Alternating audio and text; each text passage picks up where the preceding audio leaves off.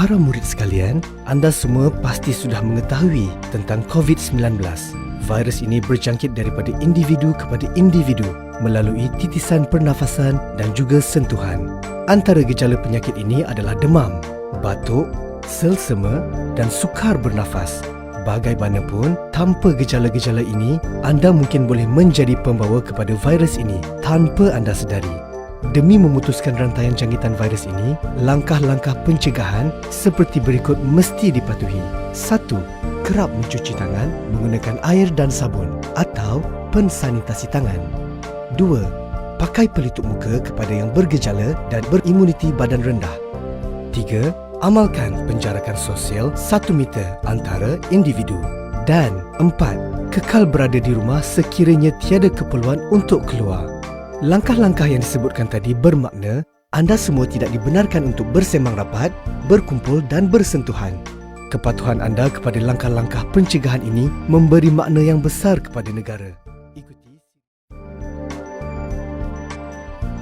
Tahukah anda apa yang perlu dilakukan sebelum ke sekolah? Sebaik sahaja bangun pagi, periksa suhu badan terlebih dahulu. Seluruh ahli keluarga digalakkan berbuat demikian. Jika suhu anda tinggi, kekal berada di rumah dan tidak perlu ke sekolah. Amalkan kebersihan diri. Pastikan baju sekolah yang bersih setiap hari.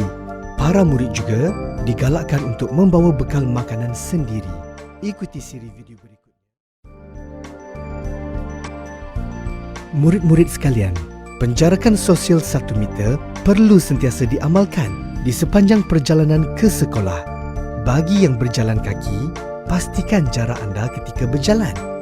Bagi murid-murid yang menaiki kenderaan awam seperti bas atau van sekolah, hendaklah sentiasa mematuhi garis panduan yang telah dikeluarkan oleh sektor pengangkutan awam darat. Setibanya di sekolah, anda hendaklah beratur untuk diambil suhu badan. Jika suhu badan melebihi 37.5 darjah Celsius, anda akan dibawa ke bilik isolasi dan tidak akan dibenarkan untuk masuk ke kelas. Ibu bapa atau penjaga akan diberitahu supaya mengambil anda pulang untuk dikuarantin. Ketika berada di sekolah, anda dilarang berkumpul dengan kawan-kawan dalam kedudukan rapat atau bersentuhan. Tiada perhimpunan akan dijalankan buat sementara waktu. Segala aktiviti sukan juga ditangguhkan. Semasa menuju ke kelas, anda hendaklah berjalan dalam jarak 1 meter di antara satu sama lain. Perjalanan adalah dalam satu arah sahaja. Barisan arah yang berlawanan perlu mengikut jalan yang lain. Di tangga, para murid hendaklah bergerak dalam satu barisan. Pergerakan menaiki dan menuruni tangga mengikut laluan terarah. Di dalam kelas, murid akan dipecahkan kepada bilangan yang lebih kecil. Penjarakan sosial 1 meter hendaklah sentiasa diamalkan sepanjang berada di sekolah. Murid-murid sekalian, penjarakan sosial 1 meter perlu sentiasa diamalkan sepanjang waktu ketika di sekolah, tidak kira di dalam maupun di luar kelas. Di tandas, elakkan daripada bersesap. Pastikan tangan dibasuh menggunakan sabun.